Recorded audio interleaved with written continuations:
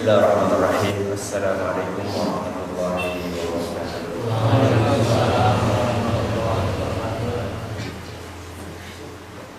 Alhamdulillah, nahmaduhu wa nasta'inuhu wa nastaghfiruh wa na'udzu billahi min shururi anfusina wa min sayyiati a'malina.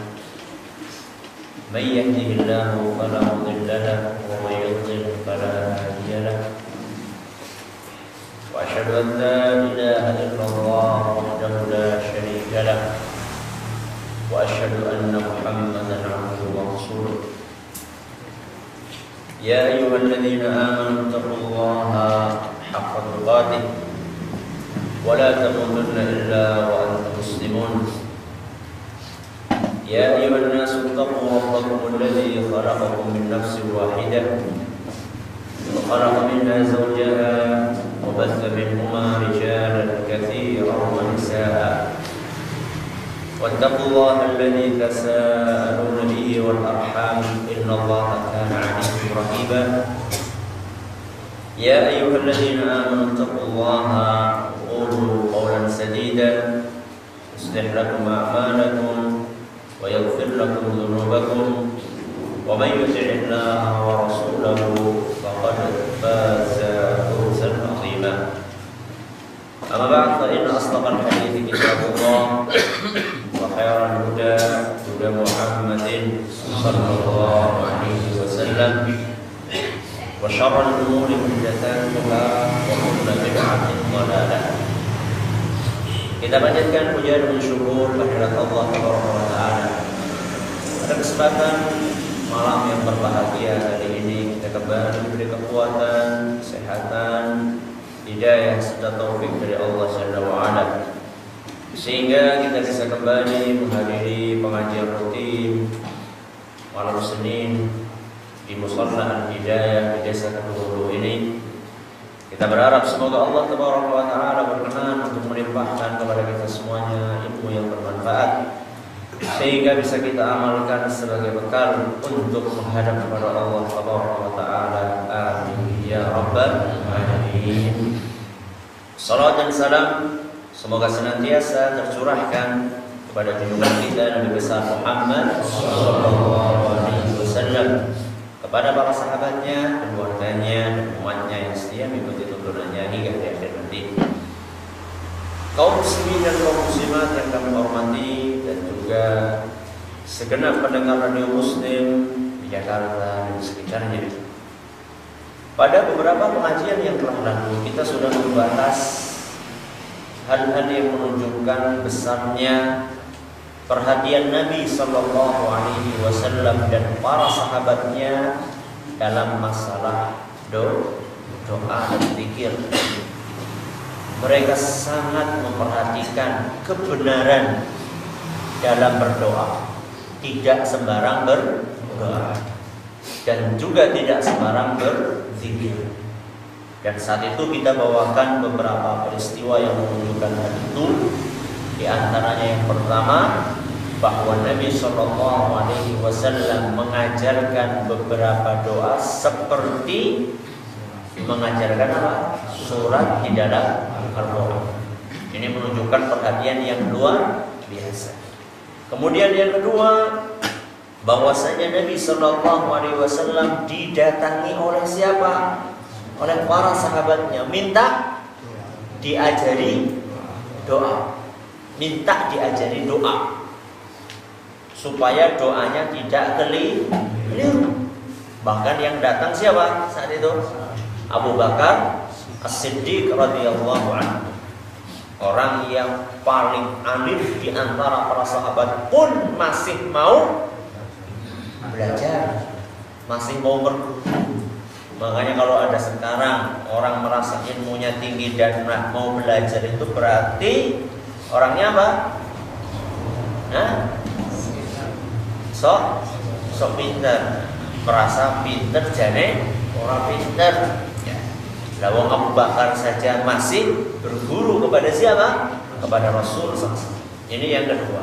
Yang ketiga, Rasulullah Sallallahu Alaihi Wasallam ketika melihat ada sahabatnya yang keliru dalam berdoa, langsung diperbaiki. Contohnya itu doa apa? Sebelum tidur. Apa sahabat keliru baca di mana? Wa bi nabiyyika dibaca apa? Wa bi rasulika. Saat itu langsung dibenarkan oleh Nabi sallallahu alaihi wasallam. Ini yang ketiga. Yang keempat, para sahabat Nabi sallallahu alaihi wasallam pun juga sama. Kalau melihat ada orang yang keliru dalam berdoa atau berzikir, langsung dibenarkan, tidak dibiarkan saja. Contohnya, ketika ada salah seorang sahabat atau tabi'in yang bersin dan mengucapkan apa? Alhamdulillah wassalatu wassalamu ala rasulillah. Salahnya di mana? Ada tambahan sholawat setelah mengucapkan alhamdulillah. Kelirunya di situ, langsung dibenarkan oleh Ibnu Umar radhiyallahu anhu. Dan juga masih ingat kisah yang lain, ada sahabat yang meminta kepada Allah Subhanahu wa taala surga dengan spesifikasi yang begitu jelas. Ya Allah, inni as'aluka al-qasr al-abyad an yaminil jannati idza dakhaltuha. Ya Allah, saya nanti kalau masuk surga pengen istana warnanya putih, begitu saya masuk surga sudah ada di samping kanan saya. Jadi sudah ditentukan apa ya? Sampai posisinya sudah ditentukan. Kayak pesan rumah di mana? Di perumahan. Pak, pulau pengen sing sebelah niki, kapling niki. Ya. Jadi aja sing langsung lurus apa? Pertelon bok feng shui ora. Ya, kayak di perumahan saja minta kayak gitu. Minta kepada Allah, ya Allah, saya pengen istana di surga, begitu saya masuk sudah di sebelah kanan saya. Maka langsung ditegur oleh siapa? Oleh sahabat Nabi sallallahu alaihi wasallam. Doa-doa model kayak gini tidak boleh. Karena aku pernah mendengar Nabi SAW berkata, saya qulu fi hadhil ummah qaumun ya'taduna fit tuhuri wad du'a. Akan datang di antara umat ini, akan ada di antara umat ini orang-orang yang melampaui batas dalam bersuci dan berdoa. Hadis riwayat Ahmad dan nyatakan oleh Syekh Al-Albani. Jadi ini menunjukkan bahwasannya melampaui batas dalam berdoa itu tidak boleh. Melampaui batas. Ini bukan cuma di hadis Nabi SAW, di ayat Al-Quran juga ada. Bahkan ada beberapa ayat yang menjelaskan larangan untuk melampaui batas dalam berdoa.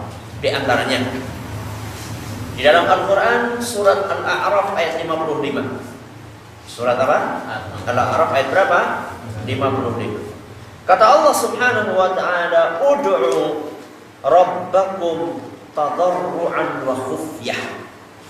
Berdoalah kalian kepada Allah dengan rendah hati dan suara yang lembut atau suara yang tinggi. Ini di antara adab doa dan nanti kita akan jelaskan. Berdoalah kepada Allah Subhanahu wa taala dengan rendah hati. Ini berarti masalah dalam atau masalah luar? Masalah dalam. Rendah apa? Rendah hati. Wa khufyah dengan suara yang lirih. Berarti ini masalah apa? Masalah luar. Nah, jadi diperbaiki dari dalam dan dari apa? Luar. Dari dalamnya kalau kita berdoa, kita itu perlu merendah diri, jangan merasa sombong. Contohnya, ya Allah, saya pengen masuk surga. Nek ora apa-apa, ya anak ora ya ora apa-apa. Itu namanya tidak apa? Tidak merendah diri. Seakan-akan dia tidak apa? Tidak butuh. Ya seperti kita minta sama orang, jalurlah duit ya. Orang dibayar apa-apa, sih bisa jalur penglian ya. Tapi kalau kita sudah masalah minta surga, Allah nggak ngasih, apa kita bisa minta sama yang lainnya? Nggak bisa. Ya. Karena satu-satunya yang mengabulkan doa adalah siapa? Allah Subhanahu wa taala. Makanya di sini kita diperintahkan oleh Allah di dalam ayat ini, surat Al-A'raf ayat berapa tadi? 55 supaya kita memperbaiki dalam dan memperbaiki luar. Dalamnya kalau kita berdoa, kita merendahkan diri di hadapan Allah Subhanahu wa taala. Luarnya suaranya dipelangkan, dilirihkan. Kemudian setelah seperti itu Allah berkata, "Innahu la yuhibbul mu'tadin." Sesungguhnya Allah itu tidak suka kepada orang-orang yang melampaui batas. Melampaui batas, berlebihan, ekstrim, itu tidak disukai oleh Allah di dalam segala hal. Yang namanya sikap ekstrim, sikap melampaui batas, sikap berlebihan di dalam Islam itu tidak diperbolehkan di dalam bentuk apapun juga, sekalipun dalam masalah ibadah. Sekalipun dalam masalah ibadah. Puasa ibadah enggak? Ibadah. Sholat malam ibadah enggak? Ibadah. Nikah ibadah enggak? Ibadah. Kalau berlebihan dalam hal ini, maka Nabi Shallallahu Alaihi Wasallam marah. Makanya kan pernah kisah 3 orang yang datang kepada Nabi Shallallahu Alaihi Wasallam, dan ini pernah saya sampaikan di sini dan kemarin juga disampaikan di mana? Di masjid Al-Ikhlas dibawakan oleh Ustaz Muhammad Ali bin Badri, di mana ada 3 orang yang datang kepada Nabi, kepada istri-istri Nabi Shallallahu Alaihi Wasallam, dan mereka bertanya, sebenarnya kalau Kanjeng Rasul SAW di rumah itu kayak apa sih ibadahnya? Karena mereka kan cuma tahunya ibadahnya Rasul yang di luar rumah yang kelihatan. Kalau di dalam rumah yang tahu siapa? Istri-istrinya Nabi. Makanya diceritakan oleh istri Nabi kalau di rumah tuh kayak gini, kayak gini, kayak gini, kayak gini. Ka'annahum taqalluha. Diceritakan dalam hadis itu 3 orang itu menganggap, kok ibadahnya Nabi biasa-biasa aja ya? Kok ibadahnya Rasulullah di rumah biasa-biasa saja? Kemudian mereka berhusnudzon. Alhamdulillahnya mereka apa? Berhusnudzon. Oh, Kanjeng Rasul sudah diampuni dosa-dosanya dan sudah dijamin masuk surga. Ya wajarlah kalau biasa-biasa saja. Kalau kita ini yang boro-boro dijamin masuk surga, lalu dosa akan banget. Kayaknya kita harus lebih dari Nabi SAW. Akhirnya salah seorang di antara 3 itu berkata, "Amma ana fa asumu wa la uftir." Kalau saya memilih puasa terus, orang-orang buka puasa terus. Puasa bagus enggak? Bagus. Cuma dia ini inginnya puasa terus, tidak pernah buka. Ini yang pertama. Yang kedua, amma ana fa usolli wa la aqut. Kalau saya mau milih sholat malam terus, tidak pernah tidur. Sholat malam bagus enggak? Bagus. Ya. Cuman yang jadi masalah dia pengen sholat malam terus tanpa ada tidur. Yang ketiga, amma ana fala atazawwajun nisa. Kalau aku mau nikah, kenapa apa sih? Dong ibadah enak lagi. Aku nggak mau, kenapa? Karena menurut dia kalau nikah itu ngerepotaken. Awan angel puasa bengi angel apa iya? Pengalaman ya. Kalau siang sulit untuk puasa, kalau malam sulit untuk bangun malam. Las gagu ini. Jadi nikah kan gagu. Nah, menurut orang yang nikah, saya tidak akan nikah selama-lamanya. Berita itu sampai ke telinga siapa? Nabi Sallallahu Alaihi Wasallam. Makanya Nabi panggil 3 orang itu. Antumul ladzi qultum kada wa kada, antumul ladzina qultum kada wa kada. Apakah kalian yang mengatakan seperti ini dan seperti itu? 3 orang itu ngaku, iya wahai Rasul, kami yang mengatakan seperti itu. Kemudian Nabi Sallallahu Alaihi Wasallam naik ke mimbarnya dan berkata, "Faman raghiba an sunnati falaysa minni." Sebelumnya beliau berkata, "Amma ana fa asumu wa uftir." Kalau aku puasa dan juga berbuka. Artinya tidak puasa dur. Nah, Pol-polnya Nabi SAW itu puasa mengajarkan puasa Daud, 1 hari puasa 1 hari tidak, 1 hari puasa 1 hari tidak, kecuali di bulan Ramadan atau di bulan Sya'ban. Bulan Sya'ban itu termasuk bulan-bulan yang Nabi SAW itu sangat memprioritaskan puasa di bulan itu. Kapan bulan Sya'ban? Ya? Setelah bulan apa? Sekarang ini sebentar lagi, 4 hari lagi. 4 hari lagi bulan Sya'ban. Habis Sya'ban Ramadan. Ya, kata para ulama hikmahnya adalah supaya kita sudah melatih diri untuk puasa. Jadi orang yang tidak pernah puasa kan begitu Ramadan hari pertama rasanya gimana? Luar biasa lemesnya. Bulan ini kan akhir-akhirnya hari pertama pada prei, kantor prei, sekolah prei, sawah prei kabeh. Kenapa? Karena hari pertama itu kita shock. Kenapa shock? Karena tidak pernah puasa. Makanya minimal sebelum Sya'ban kita dilatih untuk memperbanyak puasa. Ya. Jadi Nabi SAW itu puasa dan berbuka, kadang puasa, kadang tidak. Kata Nabi SAW, amma ana fa'asumu wa uftir. Kalau aku puasa dan berbuka, wa usalli wa arqud, dan saya juga sholat malam, tapi saya juga tidak ketinggalan untuk tidur. Wa atazawwajun nisa, dan saya juga nikah. Bahkan istrinya berapa? Sampai 9 dalam beberapa kondisi. Nah, dalam beberapa waktu Nabi SAW. Faman raghiba an sunnati falaysa minni. Barang siapa yang tidak senang dengan sunnahku, maka dia bukan bagian dariku, bukan bagian dari umatku. Jadi di sini salahnya apa? Apakah puasanya yang salah? Apakah sholat malamnya yang salah? Iya. Tidak. Salahnya apa? Berlebihan alias melampaui batas.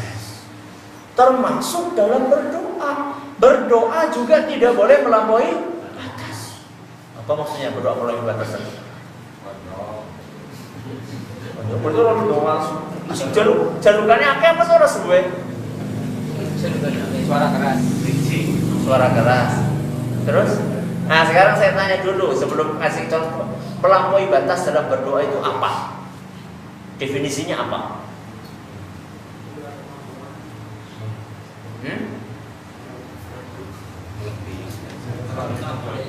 Apa?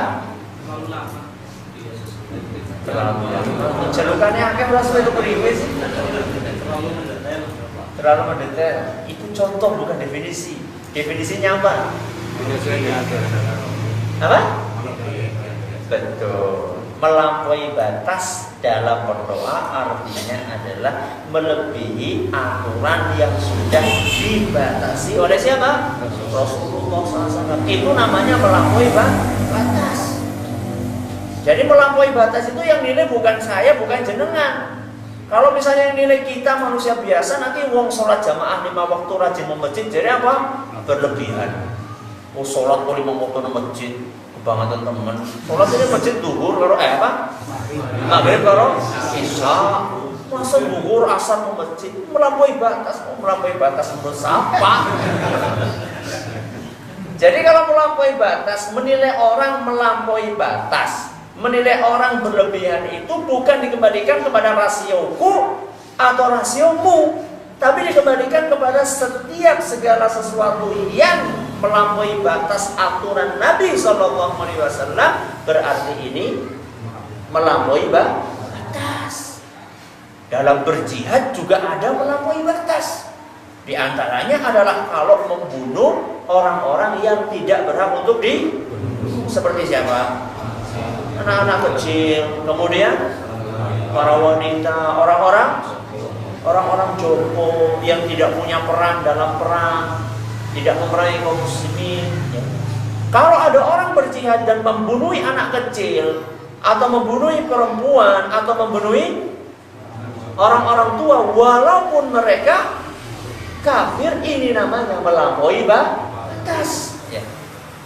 Jadi melampaui batas itu luas pengertiannya, termasuk dalam berdoa. Melampaui batas dalam berdoa definisinya adalah melebihi aturan yang sudah digariskan oleh siapa? Oleh Rasulullah. Berarti banyak nggak contoh-contohnya ini? Banyak banget. Yang namanya melampaui batas tidak sesuai dengan aturan Rasul dan berarti banyak sekali contohnya. Nah, kalau saya contoh, minta contoh, baru kemudian sebutkan. Apa kayak tadi? Suaranya apa? Terlalu keras. Kemudian apa? Terlalu terperinci. Kayak tadi siapa? Sahabat yang minta apa tadi? Istana putih, istana warnanya benjalung. Oh, jenengan melu warna apa? Abu-abu apa? Desainnya yang desain minimalis misalnya. Tidak boleh itu. Mentang-mentang sekarang suka desain apa? Minimalis, nanti tolong ya Allah saya pengen rumah di surga yang desainnya minimalis, warnanya abu-abu. Kalau ya boleh, itu namanya terlalu terperinci. Contoh yang lain apa? Masa cuma itu jadi akeh mau? Hah? Yang namanya melampaui batas banyak contohnya dan hukumnya beda-beda. Ada yang sudah parah, yaitu sudah masuk kategori syirik atau kufur. Ada yang di bawahnya, ada yang di bawahnya. Ada yang di bawahnya itu bid'ah, ada yang di bawahnya hanya sekedar kurang etis. Nah, kepada siapa? Kepada Allah Subhanahu wa ta'ala.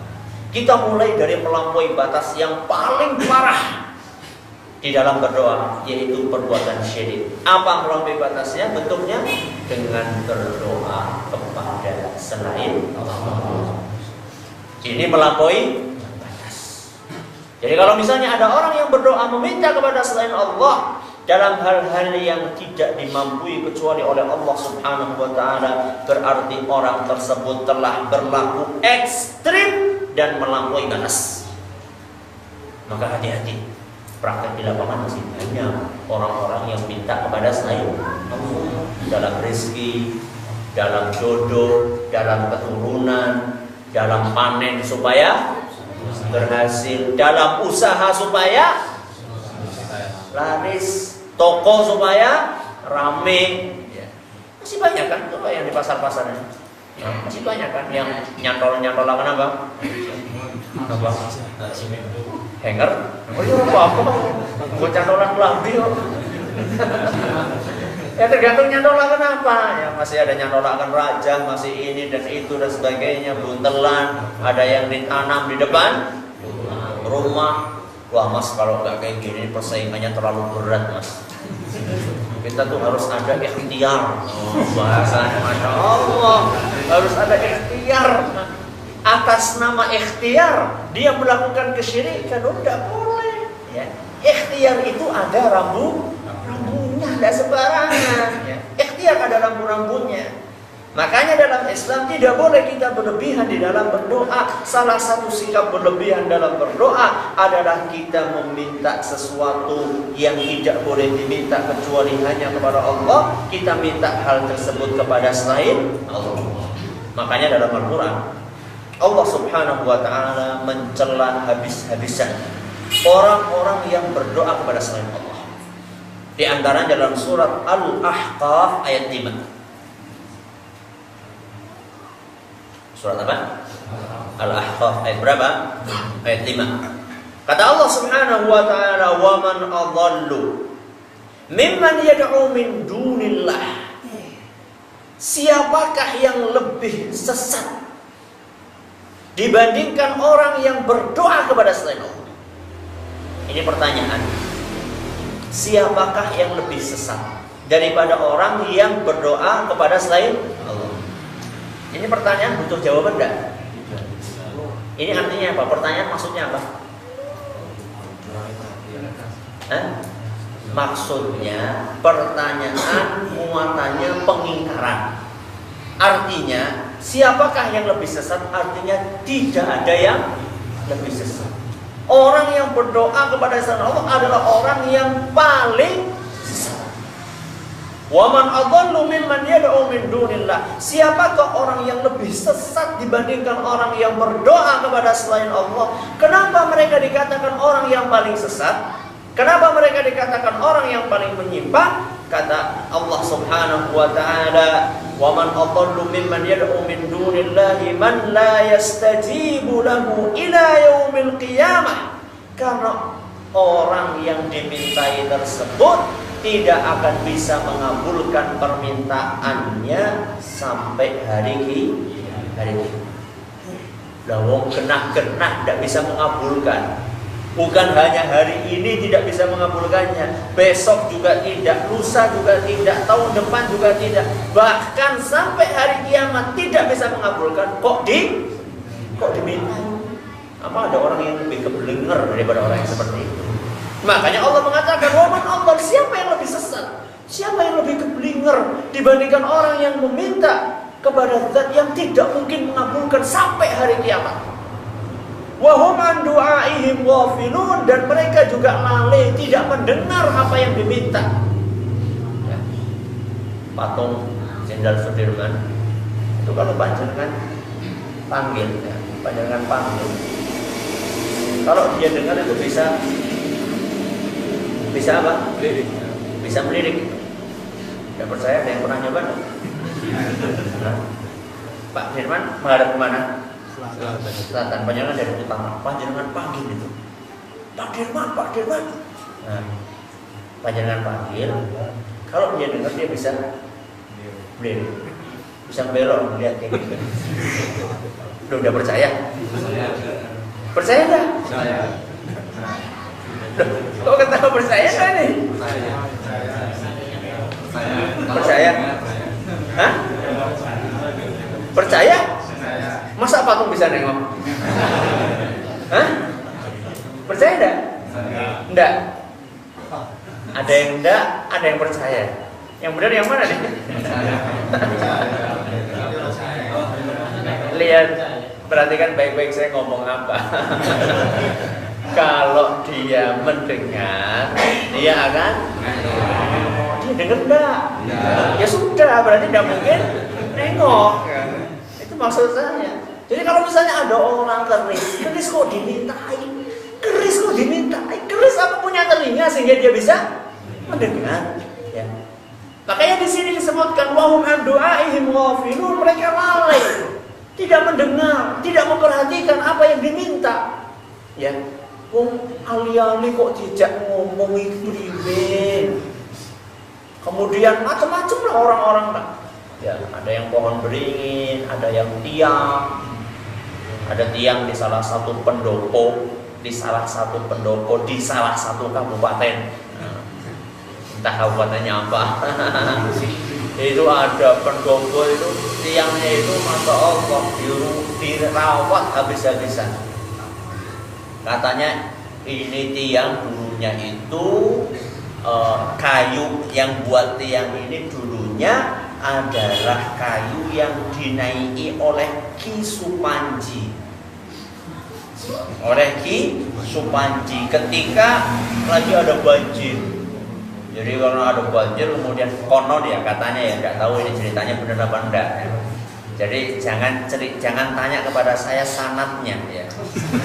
Jangan tanya kepada saya ini sumbernya dari mana, ini konon ya. Saya katakan konon, yang namanya konon itu ya konon ya. Bisa jadi cuma dongeng dari mulut ke mulut seperti dongeng maling kundang, kemudian dongeng-dongeng si kancil dan si kancil nyolong timunnya, gitu-gitulah.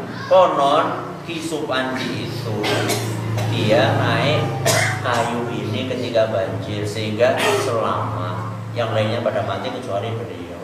Kayu ini dirawat kemudian dijadikan sebagai tiang pendopo. Nah, ini ada yang nunggu. Kalau misalnya orang mau bikin acara di situ, kok ndak izin atau ndak memberikan sesaji, dijamin pasti ada yang kesurupan. Ternyata betul ada orang yang jadi sapa, bagus. Dia punya keberanian,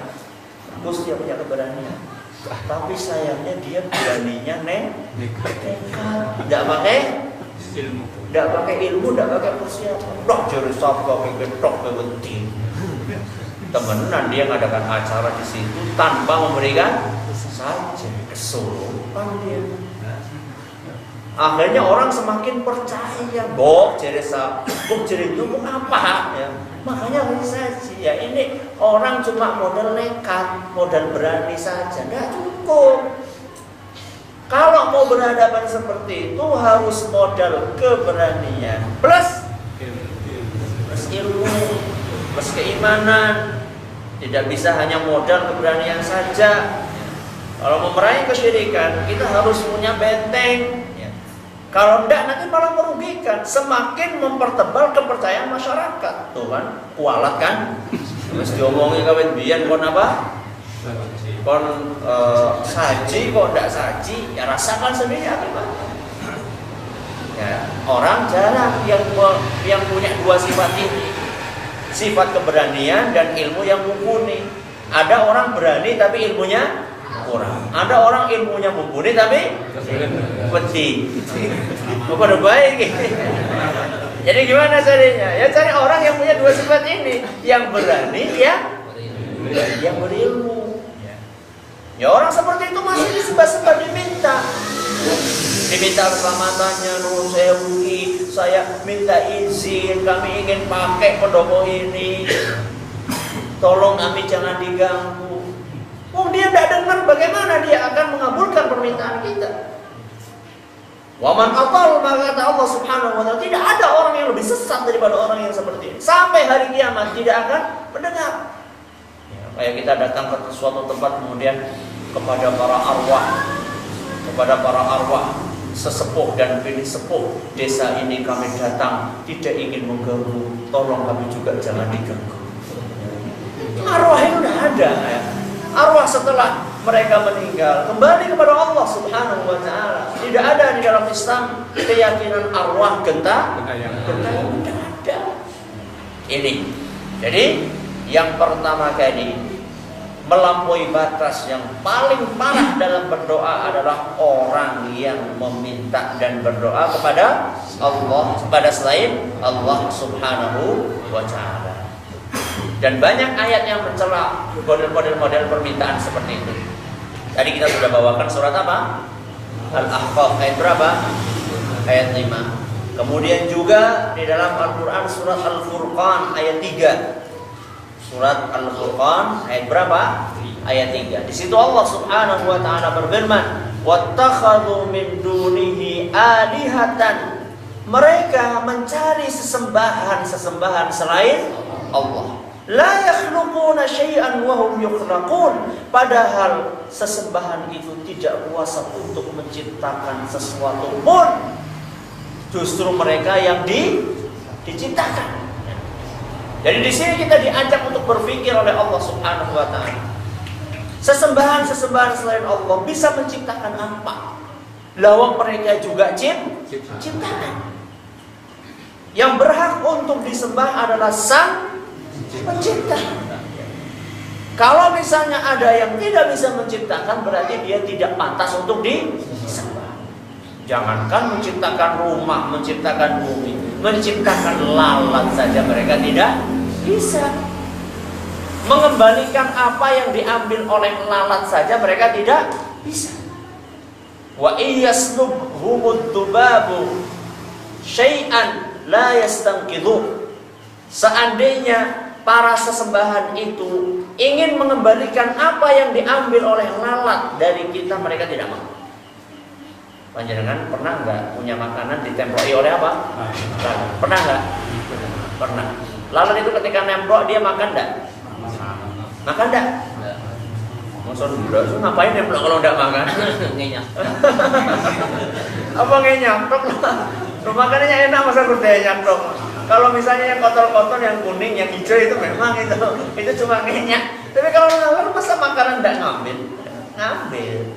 ngambil walaupun sedikit. Coba kalau misalnya ada lalat ngambil makan kita, coba kembalikan itu yang diambil sama lalat. Bisa enggak kita?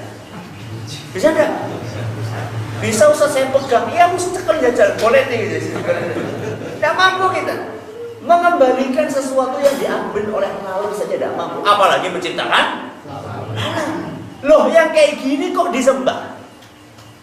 yang tidak bisa mengembalikan sesuatu dari laler, yang tidak mampu untuk menciptakan laler, kok kayak gini disembah? Makanya disebutkan oleh Allah Subhanahu wa taala, "Wattakhadhu min dunihi alihatan la yakhluquna syai'an wa hum yukhlaqun." Mereka mencari sesembahan selain Allah yang tidak mampu untuk menciptakan sesuatu karena mereka juga diciptakan oleh Allah Subhanahu wa taala. Wa la yamlikuna li anfusihim dharran wa la naf'an. Mereka sesembahan itu tidak bisa melindungi diri sendirinya dari mara bahaya dan tidak bisa mendatangkan manfaat untuk dirinya sendiri. Untuk dirinya sendiri saja tidak bisa melindungi, apalagi untuk orang lain. Ya sekarang orang-orang yang ada yang disembah-sembah di kuburan-kuburan itu, mereka tidak bisa untuk menyelamatkan dirinya sendiri, apalagi menyelamatkan orang lain. Kok kayak gitu dijalukin nomor? Mbak, jaluk nomornya Mbak. Iya, nomornya siji loro telu papat rayu. Ya, kalau misalnya ada suara seperti itu, saya yakin malah lari. Ya. Coba kalau ada orang minta-minta di kuburan, Mbak, jodohmu siapa Mbak?